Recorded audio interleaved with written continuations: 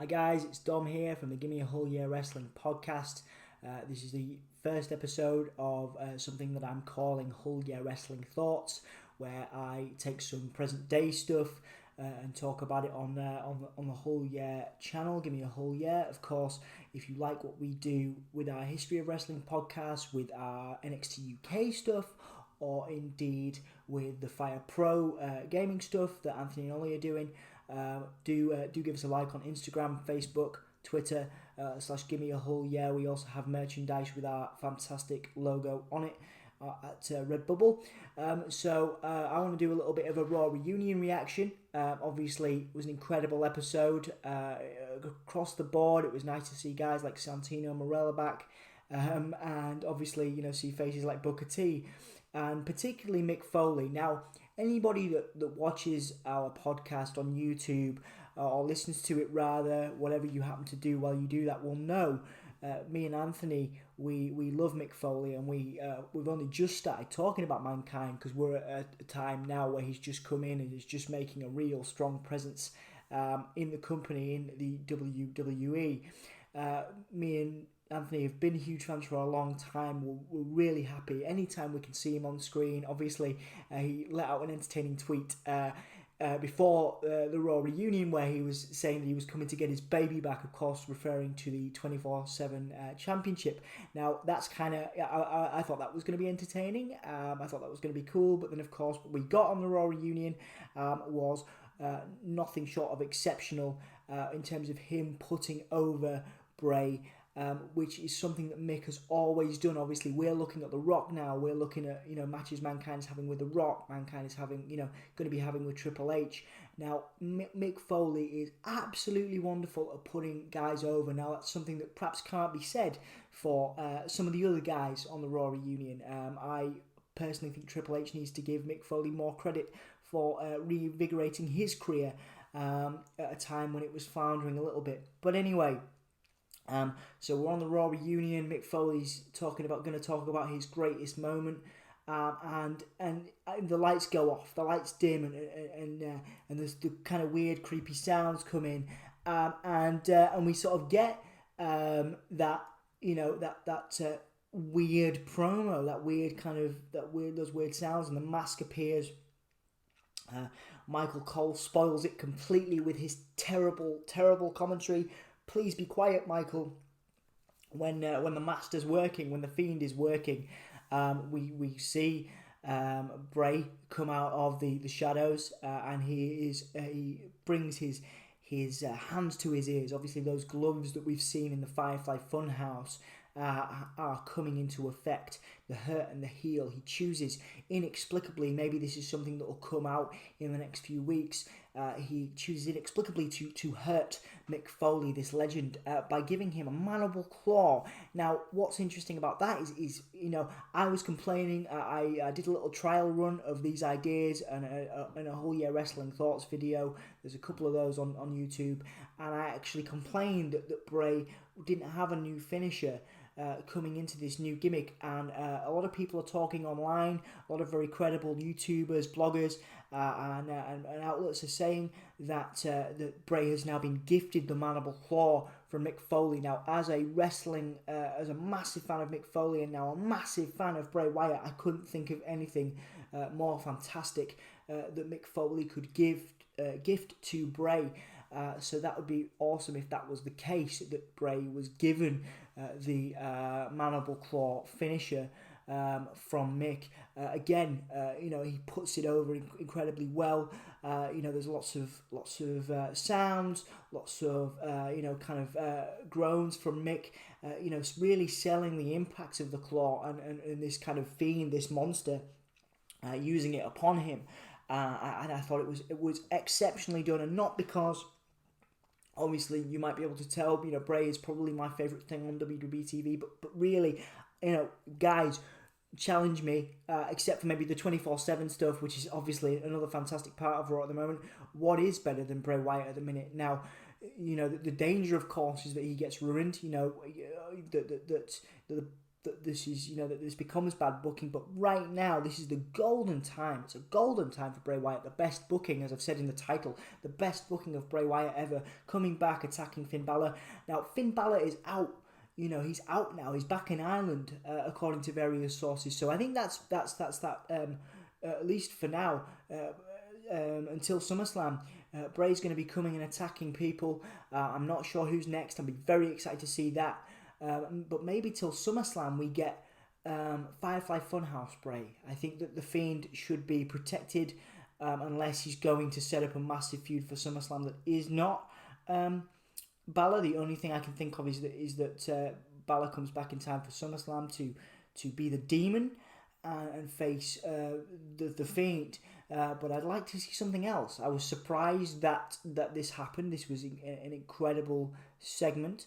I'd be very keen to see Bray go up against somebody else on the road to facing Demon Balor in the future, and that's at SummerSlam. But who knows who that will be.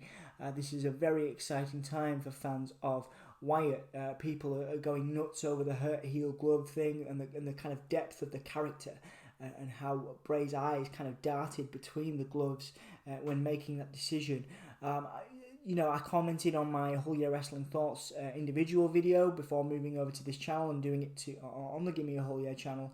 I commented about my distaste in the laugh. I still think that's overdone. I think the laugh is kind of silly. I think it harks back to the older character.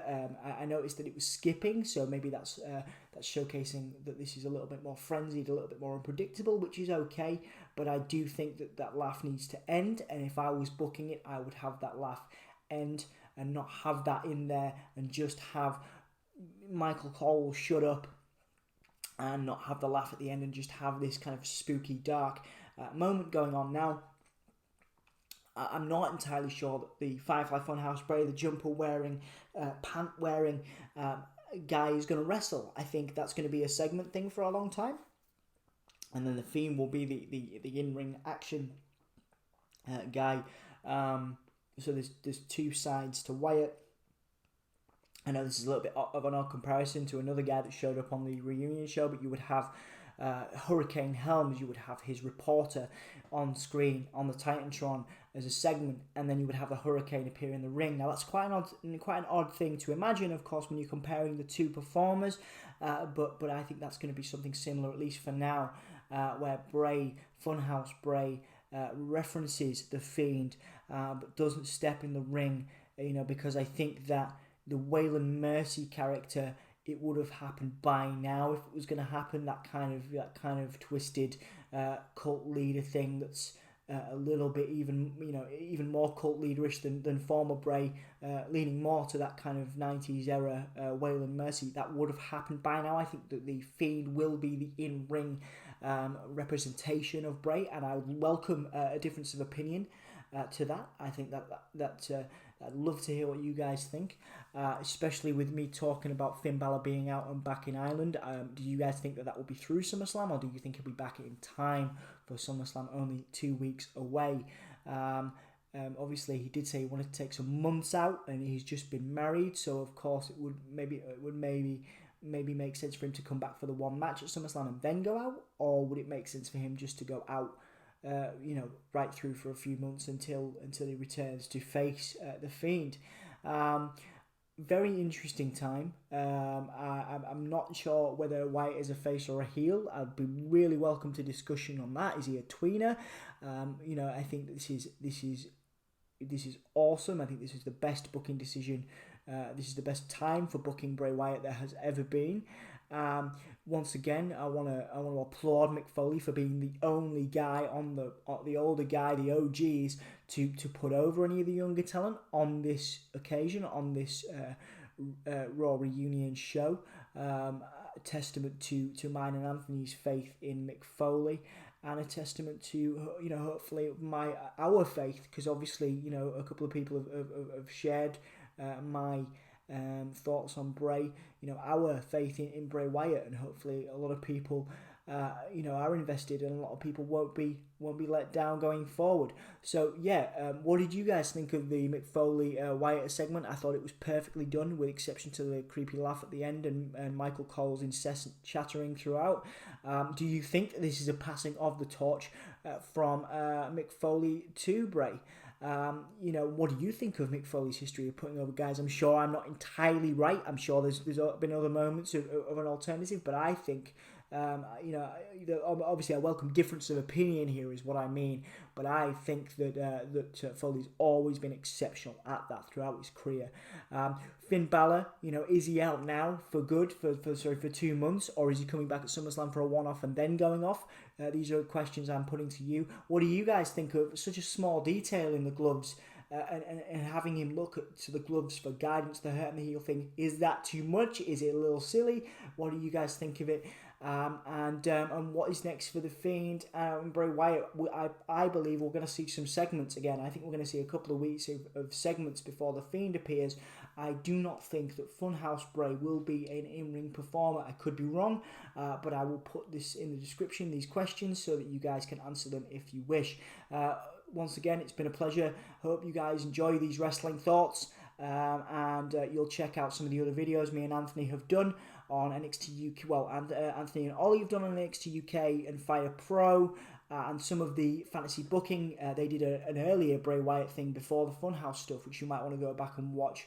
And obviously, mine and Anthony's segment is the history of wrestling, where we are talking about Mick Foley, and we do make modern day comparisons as well, so that those are littered through those history of wrestling podcasts, so that we can keep everybody interested and relate to present day. But there's also some fantastic matches going on. We're sort of 96, 97 going into 98 at this time. The late 90s, and it is an exceptional time for wrestling. The 80s and early 90s, not so much, depending on what you think, but please go back and watch some of those. We very much appreciate it, and I appreciate you listening to me, and I definitely look forward to speaking to you guys again soon. Please don't forget to like and comment and subscribe at our YouTube channel down below. Mandible Claw, as Anthony would say, that ring bell, ding ding. Sorry, that was cheesy as heck, but Anthony would have me do it. And don't forget to keep it game. We'll see you soon.